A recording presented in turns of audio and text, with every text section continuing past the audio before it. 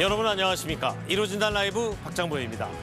이동관 방통위원장과 검사들에 대한 탄핵 그리고 쟁점 법안 처리를 놓고 국회에서 여야가 강대강 대치를 벌이고 있는 가운데 정부는 내년 나라 살림살이를 결정할 예산안을 의결했습니다.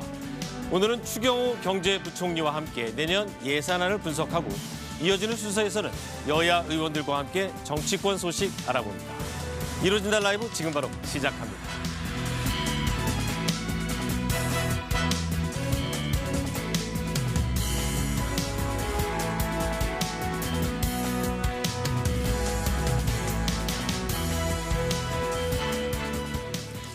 네, 오늘 자리에는 추경호 경제부총리 겸 기획재정부 장관 함께했습니다. 장관님 안녕하세요. 네, 안녕하십니까. 네, 경제 전반에 대해서 먼저 질문을 드리겠습니다. 네. 지난번에 우리 프로그램에 나오셔서 우리 경제가 상반기에는 좀 어렵지만 하반기에는 좀 이렇게 많이 살아날 거다. 즉 상저하고 말씀을 하셨는데 이 하고 하반기에 좀 경제가 많이 살아나는 기미는 안 보이는 것 같아요. 어떻게 분석하세요? 최근에 여러 경제 지표를 보면은 당초 정부가 말씀드린 대로 상반기까지는 다소 어렵겠지만은 하반기는 여러 지표들이 개선되고 하반기는 경기 회복세가 서서히 가시화될 거다 이런 말씀을 드렸습니다. 네네. 저희들이 최근에 나타나는 지표들을 보면은 당초 정부가 얘기한 그 전망과 대체적으로 부합하는 흐름을 보이고 있다 이렇게 말씀드립니다. 상반기에는 우리 경제 전반의 성장률이 0.9% 정도로 상대적으로 좋지 않았습니다. 물론 뭐 여기에는 대외 경제 역량 이런 것들이 결정적이었습니다만, 근데 그 이후로 여름 지나면서 하반기 들면서 여러 경제 지표들이 굉장히 좋아지고 있다. 8월, 9월 이런 생산 활동, 산업 활동 동향을 보면은 굉장히 좋은 모습들이 나타나고 특히 이 투자, 생산, 그리고 소비는 아주 강하지는 않지만은 그래도 완만한 회복세를 보이고 있다 이렇게 말씀을 드리고 네네. 특히 수출은 하반기 들면서 굉장히 좋아지고 있습니다. 네, 흐름은 상반기보다는 여러 가지 지표라든지 하반기의 흐름상으로는 좋아지는 것 같은데 예.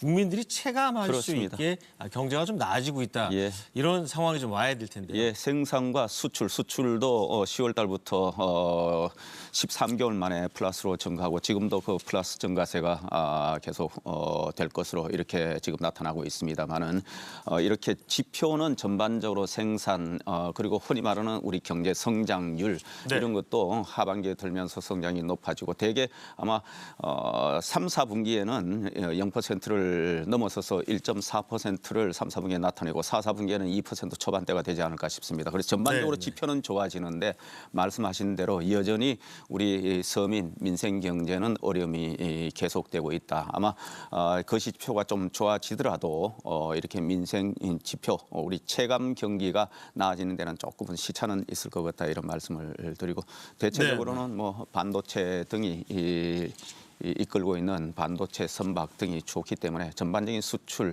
생산 그리고 성장 지표는 서서히 그 회복세가 가시화되고 있는 모습이다. 민생 경제 어려움 해소를 위해서 정부가 현재 전방위적으로 노력을 하고 있고 알겠습니다. 조속한 민생 경제 회복을 위해서 최선을 다하겠습니다. 네, 우리 이제 뭐 생산이라든지 이런 지표를 우리 일반 국민들이 체감하기에는 사실 경제 전문가들 혹은 경제 관료들이 인용하는 수치고 국민들이 실제로 느끼는 경제 상황은 자기가 직접 구매하는 물건 그리고 자영업자들 같은 경우는 얼마나 손님이 많이 와서 물건이 잘 파냐 장사가 잘 되나 그리고 임금 생활하시는 분들은 월급이 얼마나 오르나 그게 국민들이 느끼는 경제 상황이거든요. 그러면 물가 먼저 짚어보면 네. 지난번에 이 자리에 나와서 이제 라면값 얘기를 강도 높게 얘기하셔서 식품업계에서 뭐 잔뜩 긴장을 하기도 했는데 여전히 수입에 비해서 물가 오르는 게 너무 많다. 그러면 네. 결국 살림살이가 퍽퍽하다고 느끼지 않겠습니까? 그렇습니다. 예, 말씀하신 대로 모든 민생 안정의 첫 출발은 물가 안정에서 시작을 하는 겁니다. 그래서 물가가 불안하고 오르면은 아무리 어떤 대책도 민생 안정을 위해서 주요하지 않다 이렇게 생각을 하고 물가 안정에 전방위적인 노력을 하고 있는데 지난번에 말씀드린 대로 작년에 굉장히 물가가 높았고 금년 초까지 그런 소위 말하는 고인플레 현상이 지속이 되었습니다. 네. 그 이후로 6월, 7월 달에는 물가 상승률이 2.3%에 그치는 등 굉장히 안정세가 빠르게 나타났습니다만은 최근에 아시다시피 이 사우디 러시아의 이 유류 생산 감산이 있었고 중동 또 지역 최근에 경기가 좀 중동 불안하죠. 지역에 불안 양상이 있어서 유가가 좀 오르고 또 최근에 이상 저온 현상 등으로 인해서 소위 말하는 채소류 등 농산물 수급이 정상적으로 이루어지지를 못했습니다. 당시 그래서 10월달에 3.8%까지 다시 올랐는데 그 이후로 지금 최근에 전방위적인 수급 안정 노력 또 날씨도 조금 정상으로 회복하면서 대체적으로 농산물 가격이 지금 하락세에 들어섰다. 그래서 11월 달에는 물가 상승세가 3.8%에서 저희들이 전망하기로는 뭐 3.6% 어쩌면 유가 안정이 조금 최근에 유가가 조금 하락하고 있습니다. 이런 양상을 보이면은 뭐 3.5, 3.6% 안팎의 물가 흐름을 보일 것이고 앞으로 이런 물가 안정 추세는 조금씩 더디지만은 네. 서서히 나타나지 않을까. 그래서 우리 정부에서도 말씀드린 대로 우리 먹거리 물가, 장바구니 물가 안정이 기묘하기 때문에 범부처적으로 지금 물가 안정 책임관제 이렇게 도입을 해서 이게 뭐 특정한 민간의 가격을 저희들이 통제할 수도 없고 인위적으로 개입할 수도 없는데 전반적인 수급 동향 이래서 혹시 이 물건이 부족하면 빨리 수입을 한다든지 유통구조 개선을 한다든지 그리고 정부가 가지고 있는 비축 물량을 푼다든지 아니면 세금을 조금 더 인하를 한다든지 할당관세 등을 통해서 네, 수입 장관 그 부분에 대해서 예.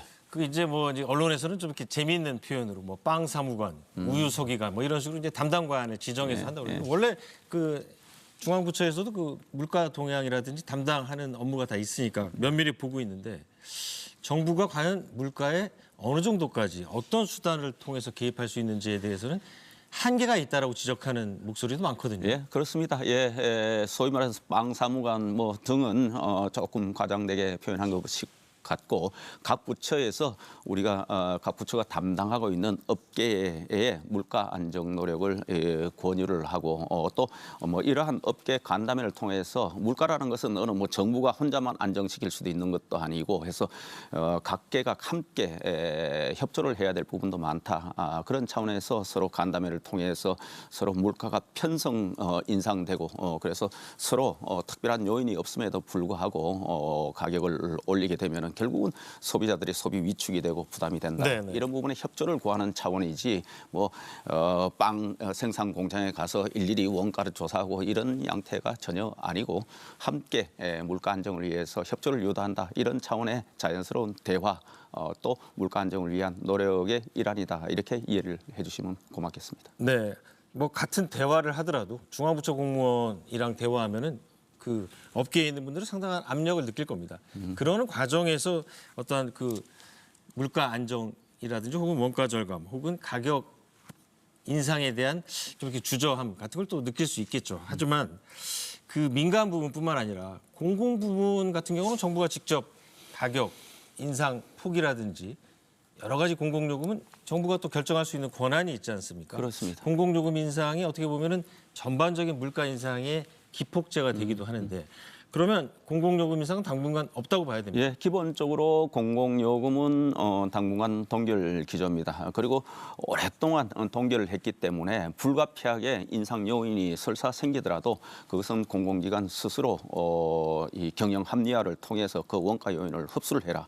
그리고 만약에 불가피하게 요금을 인상할 그런 상황이 생기더라도 이것은 시기를 나눠서 그래 분산해서 인상을 해주라. 이런 협조를 각 공공기관 그리고 지자체에 협조 요청을 하고 있습니다. 기본적으로 당분간은 공공요금은 동결 기조를 이어간다 이런 말씀을 드리겠습니다. 네, 알겠습니다. 그 또 다른 물가가 있습니다. 이거는 물건으로 이제 손에 보이거나 눈에 잡히는 건 아니지만 돈의 물가라고 해야 될까요? 이 금융기관을 이용하는 분들이 대출을 받았을 경우에 이자를 내는데 이거 역시 그 경기 상황에 따라 많이 바뀝니다. 최근에 이 대통령이 은행권을 향해서 혹은 금융권 전반을 향해서 상당히 강도 높은 발언을 많이 내놨고 이복현 금융감독원장 같은 경우는 전체 은행권의 그 이자 수입이 글로벌 대기업, 현대나 삼성 같은 대기업에 거의 육박한다. 이런 얘기를 강도 높게 했거든요. 그러면은 결국 이자를 좀 낮추라는 압력이라고 볼 수 있는데 물론 이제 뭐 금융위원회 소관이긴 하지만 그래도 경제부총리께서 예. 경제정책을 총괄하는 부총리 입장에서 은행에 대한 이자 인하 압력 그 정부의 방침입니까? 우선 전반적으로 아시다시피 세계적으로 그리고 국내도 마찬가지로 일종의 고인플레 물가 수준이 굉장히 높아지기 때문에 이것을 우선 그것이 정책적으로 대응하기 위해서는 재정은 좀 더 긴축적으로 그리고 통화 측면에서는 금리 인상을 통해서 이 물가 상승 압력에 대응을 해야 됩니다. 그래서 금리가 최근에 지난 한 1년여간 가파르게 올랐지 않습니까? 그래서 이제 전반적으로 금리 수준이 올라갔는데 그 와중에 소위 말하는 그동안 가계부채가 지난 수년간 굉장히 급격히 늘었습니다. 기업 대출도 마찬가지고. 네. 그 과정에 대출은 커져 있는데 금리가 가파르게 오르다 보니까 이제 이 은행 대출을 이용하시는 분의 입장에서는 이 금융 이자 부담이 굉장히 커져 있는 겁니다. 그런데 한쪽에 보니까 은행들 중심으로 이자 수익은 또 굉장히 급격하게 늘고 있다. 이런 현상 속에서 우리 특히 소상공인 자영업자나 국민들 입장에서는 이게 뭐냐. 우리 국민들은 이렇게 금리 인상으로 고통받고 있는데 한쪽에서는 이자 수익으로 잔치를 하고 있느냐. 그들이 또 임금 인상을 하고 고연봉으로 지금 뭐 더 올려달라고 이렇게 때로는 투쟁도 하고 이런 양상을 보이는 것이 국민들은 굉장히 비판적이고 고깝지 않다. 그래서 최근에 금융당국에서 이렇게 고금리로 이렇게 막대한 이자 수입을 내고 있는 은행, 금융권에 대한 국민들의 비판적 시각을 금융권도 이것을 엄중히 인식을 해주라. 그리고 역시 국민과 함께 이 영업을 해 나가는 것이 은행이고 금융권이기 네. 때문에 여기에 이자 부담을 낮춰주는 그런 노력이 필요하다. 특히 소상공인 자영업자들께서 굉장히 어렵기 때문에 이분들의 금융 부담을 낮춰주는 그런 대응을 금융권에 좀 해주기를 주문을 하고 있고 아마 금융권에서도 상생 차원에서 아마 그런 상생 금융의 차원에서 이걸 어떻게 화답할 것인지 또 국민들의 이 따가운 이 시선을 어떻게 이 화답해 알겠습니다. 나갈 것인지에 관해서 많은 고민을 하고 있고 아마 머지않은 시점에 좋은 방안이 제시되지 않을까 이렇게 기대를 해봅니다. 근데 이제 말씀하신 대로 이제 정부 정책은 계속 그렇게 말씀을 하시고 이런 얘기가 나올 때마다 또 이제 경제 관료들 그리고 이제 은행장들 모여서 국민들의 부담을 경감하겠다고 얘기를 하는데 실제 은행 창구에서 대출을 받는 입장에서 뭐 이 아파트 담보 대출을 받거나 아니면 소상공인 입장에서는 을도 그런 을이 없습니다. 이 돈을 빌리는 입장에서 네. 함부로 이자 얘기 이 정도면 이자 잘해주는 거라고 하면 돈이 아쉬운 입장에서는 뭐 은행 창구에서 뭐 그렇게 금리 인하 요구권이라고 있긴 하지만 이자를 더 낮춰달라고 요구할 수도 없고 또 은행이란 게 주거래 은행이 있고 은행 실적이 있기 때문에 다른 은행을 또 가기도 쉽지 않은 형편이거든요. 그래서 아마 국민들이 느끼기에 저 정책이 과연 얼마나 실효성이 있을까라고 한 귀로 듣고 한 귀로 흘리는 경향이 있습니다. 실제 피부로 느끼려면 내 이자가 좀 낮아져야 되거든요. 어떻게 해야 됩니까? 예, 그것이 이제 금융권에서 답을 내놓아야 될 부분입니다. 전반적인 금리 수준의 아마 인하 이런 것은 중앙은행에서 기준금리를 내리지 않으면은 아마 그런 정책이 바로 시행되기는 쉽지 않을 것 같고 다만 금융권에서 모든 대출자를 대상으로 금리를 낮춰주는 것은 그거는 중앙은행의 기준금리 조정을 통해서 이루어져야 되는데 네. 그것보다는 취약계층들 특히 소상공인 자영업 자영업자들에 대한 금융 부담을 실질적으로 체감할 수 있도록 하는 조치들이 있어야 되지 않을까. 아마 방금 말씀하셨다시피 체감할 수 있는 그런 대응을 내놓기 위해서 많은 고심을 하고 있는 것으로 그렇게 알고 있습니다. 네. 자, 지금 그래도 그나마 이제 은행을 이용하실 수 있는 분들은 상당히 신용이 있고 담보가 있는 분이라고 볼 수 있는데 대통령이 또 불법 사금융에 대해서 굉장히 강력한 네. 말씀을 하셨어요.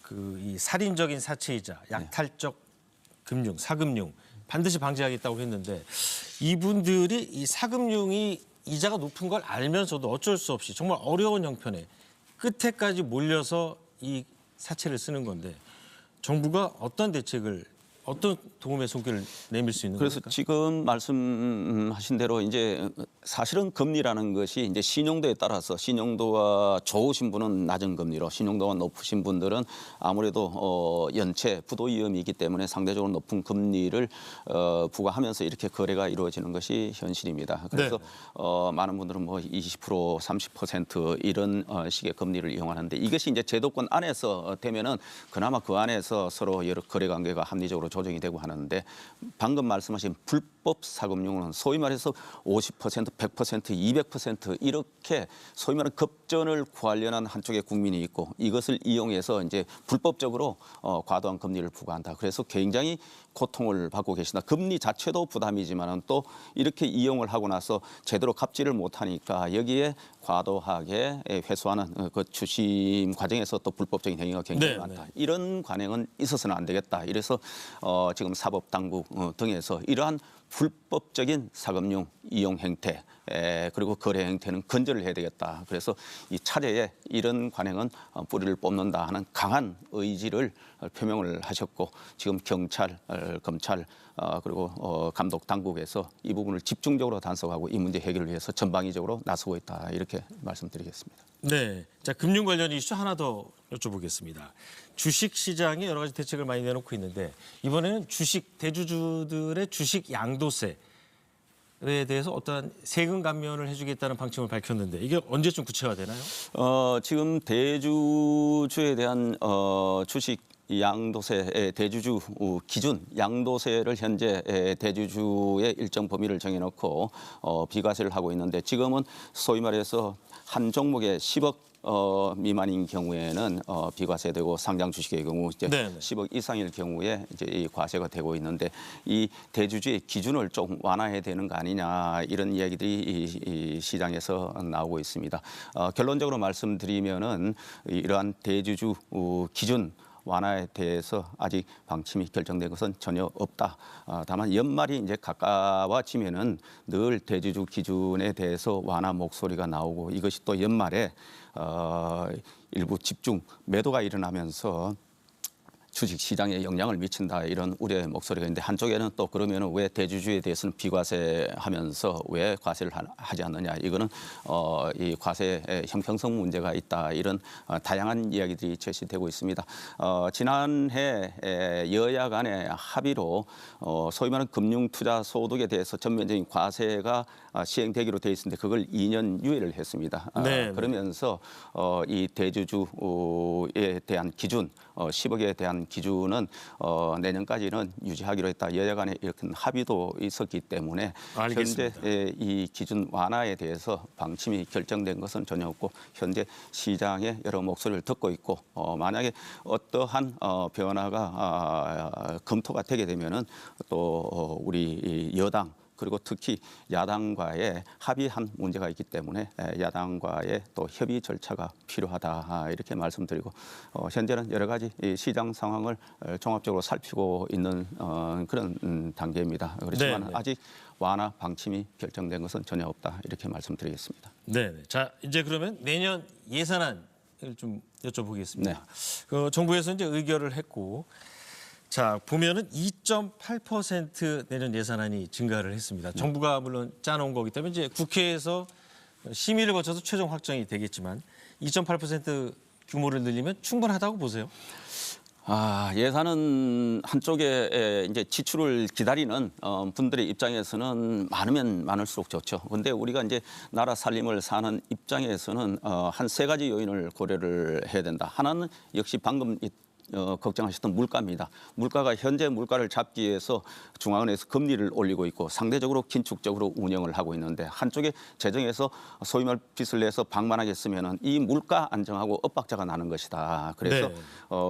금리 정책과 재정 정책이 일관성 있게 가기 위해서는 역시 정부도 허리띠를 졸라매야 된다. 그것이 물가 안정을 위한 이유고 또 하나는 우리의 재정 상태입니다. 그동안 재정이 굉장히 방만하게 운영돼서 지난 정부에서 빚이 400조 이상 추가로 더 늘었습니다. 여기에 우리가 빚을 더 내서 또 이렇게 운영을 하면은 이 막대한 빚은 우리 청년 미래 세대한테 빚더미를 그대로 넘겨주게 되는 것이다. 이거는 책임 있는 우리의 재정 운영 자세가 아니다. 네, 네. 또 하나는 주말에 뉴스가 났습니다만 미국도 소위 말해서 달러를 마음대로 찍어내고 세계 최고의 이 기축통화라고 하는 미국도 지금 국가 채무가 커져서 국제 신용 평가에서 신용 등급 전망을 지금 하향 조정한 것이 굉장히 뉴스가 됐습니다. 네, 미국도 그럴진데 우리가 이렇게 방만하게 빚을 자꾸 더 내서 이렇게 우리 쓰고 싶은 대로 쓰면은 결국은 대외 신인도 문제가 생기고 이 신용 등급이 하락하면은 우리 모든 전반적인 조달 금리 수준이 높아지고 이건 또 다른 위기의 단초가 된다. 이런 재정 운영을 할 수 없다. 그래서 허리띠를 바짝 졸라맨다. 그런데 알겠습니다. 많은 분들은 이 경제가 어려운데 돈을 좀 그래도 지출할 때는 해야 될 거 아니냐. 바로 정부도 허리띠는 졸라매되 우리가 여러 가지 살림 알뜰하게 조정을 해서 써야 될 때는 써야 되겠다. 즉 취약한 부분에 재정 지출을 집중적으로 늘리고 그다음에 소위 말해 국민 안전을 지키고 또 미래를 대비하는 이런 곳에는 이번에 재정 지출 증가 폭을 대폭 늘렸다 하는 말씀을 드립니다. 흔히들 이 윤석열 정부와 문재인 정부의 가장 큰 차이점을 외교 정책에서 찾는 분들도 많지만 경제 전문가들은 이 재정 정책에서 찾는 분이 많습니다. 문재인 정부는 나라 빚을 많이 늘려서 이 국가 재정으로 많은 역할을 했다면 지금은 이제 긴축 재정, 빚을 줄이는 재정 정책을 쓰고 있는데 그러다 보니까 이 불만인 분들도 있습니다. 아까 말씀하신 것처럼 R&D 예산 관련해서 연구개발 나라의 돈을 많이 받아서 연구를 하던 분들이 대폭 이 예산이 축소되고 또 이 평가를 통해서 꼭 필요하고 생산성이 나오는 곳에 이제 예산을 집중해서 지원하겠다고 하니까 아무래도 국가 예산을 지원받다가 못 받는 분들은 불만이 상당히 많을 수밖에 없는데 R&D 예산 이렇게 줄여도 되는 겁니까?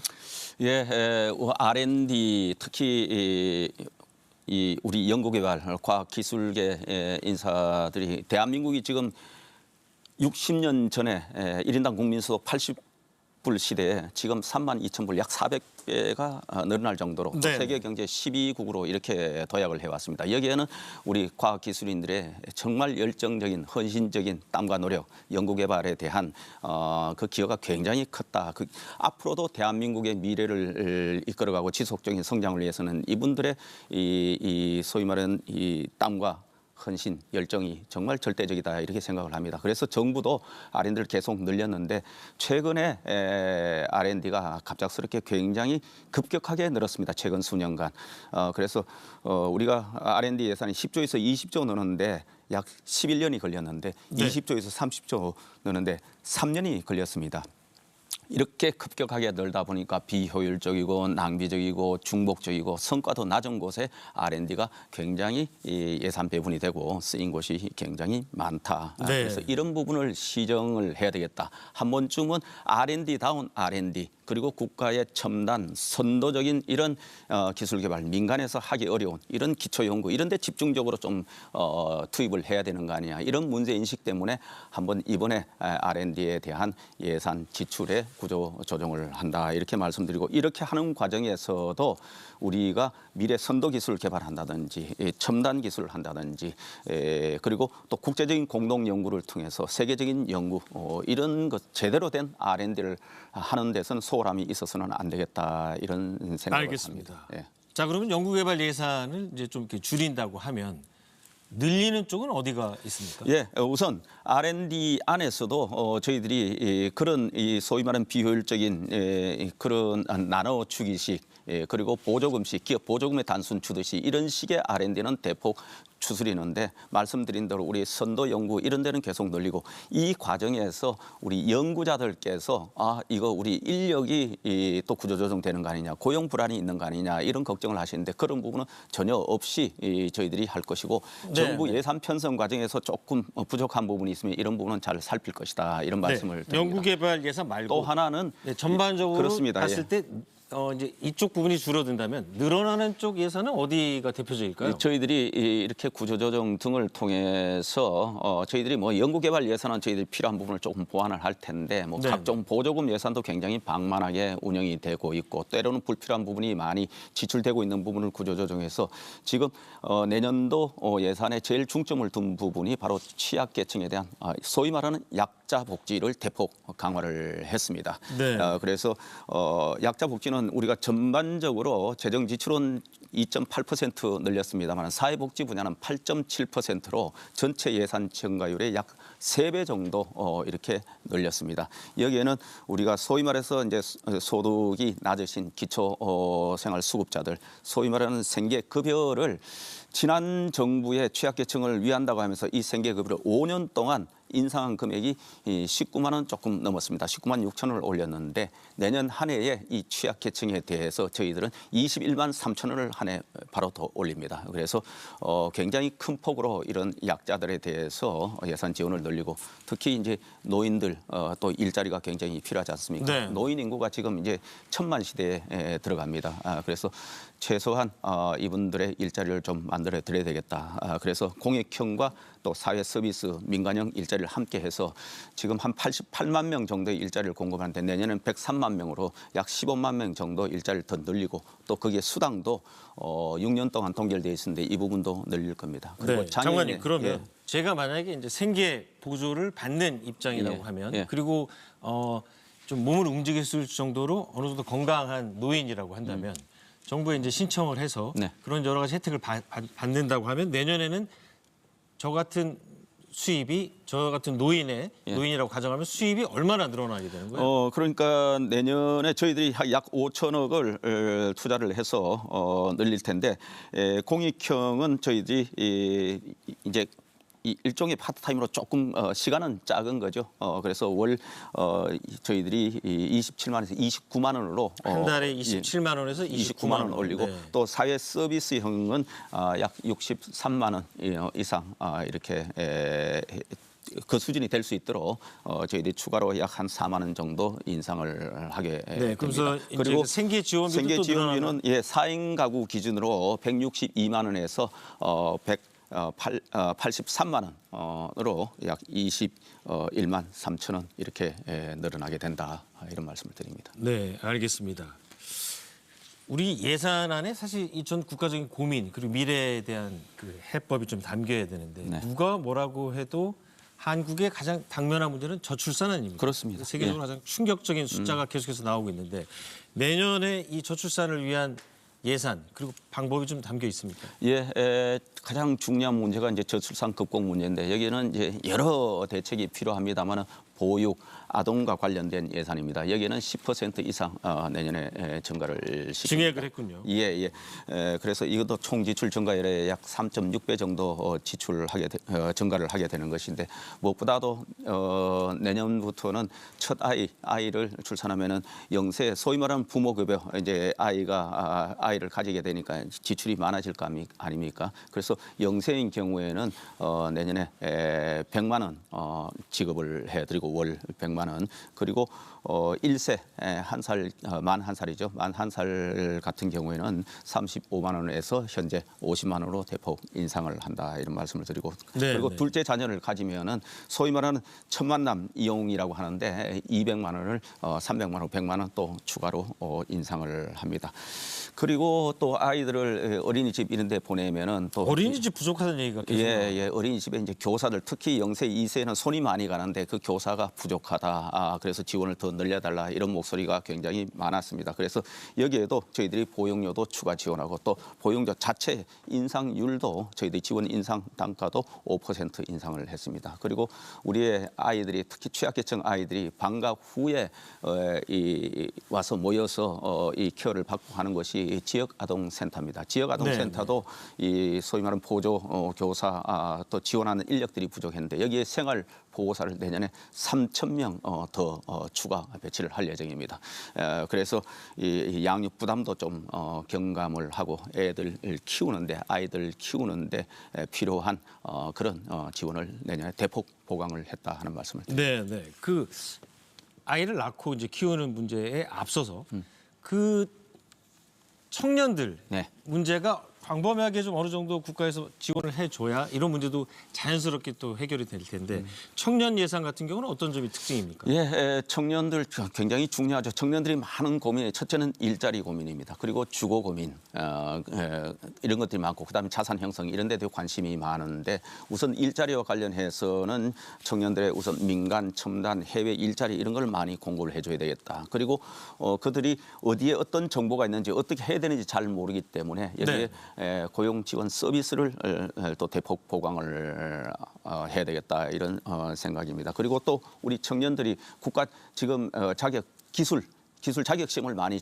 치는데 내년에는 3회에 걸쳐서 세 번까지 이 시험료 수업료를 50% 내년에 경감하는 그런 응시료를 경감하는 응시료를 50% 소위 반을 부담을 줄여줄 수 있는 그런 예산을 확보해서 간다. 그리고 주거와 관련해서는 융자 그리고 임대 분양 이런 조건을 대폭 완화하고 또 기회가 대폭 늘어나도록 그렇게 조치를 합니다. 특히 청년들 같은 경우에 지금 저리 융자를 받을 수 있는 혜택이 소득 기준이 대개 1인당 6 내지 7천만 원입니다. 그래서 이분들이 결혼을 하면은 그보다 소득이 늘어나는데 이 저리 융자를 받을 수 있는 기회가 소위 말하는 박탈이 된다. 네. 그래서 소위 말해서 결혼 페널티 이런 문제가 나오는데 그게 페널티가 아니고 메리트가 될 수 있도록 이 소득 기준도 이제 결혼할 경우에 1억 3천만 원 출산인 경우에 1억 3천만 원까지 기준을 상향해서 많은 분들이 더 저리의 혜택을 받을 수 있도록 그렇게 해나갈 알겠습니다. 예정입니다. 네. 기재부 장관으로서 예산안 의결하면 이제 큰 한 해에 가장 중요한 일을 마무리했다라고 볼 수도 있고 또 이제 지금 국회의원 신분을 겸하고 계시니까 부총리로서 이 자리에 많이 나오셨는데 정치인 추경호의 계획은 어떻게 됩니까 앞으로? 지금 경제 상황이 엄중하고 특히 민생 경제를 살펴야 됩니다. 네. 하루하루가 저희들은 굉장히 소중한 시간이기 때문에 지금은 예산안 국회에서 마무리 잘 될 수 있도록 하고 또 민생 경제를 빨리 좀 더 좋게 하는데 최선을 다할 예정입니다. 출마 예상자로 자주 거론되시기 때문에 질문을 드렸는데 만약에 마치가 되고 또 뭐 인사는 인사권자가 결정하실 부분인데 네. 제가 자리를 떠나게 되면 또 지역구로 돌아가야죠. 알겠습니다. 네, 정한님 오늘 말씀 감사합니다. 네, 감사합니다. 네.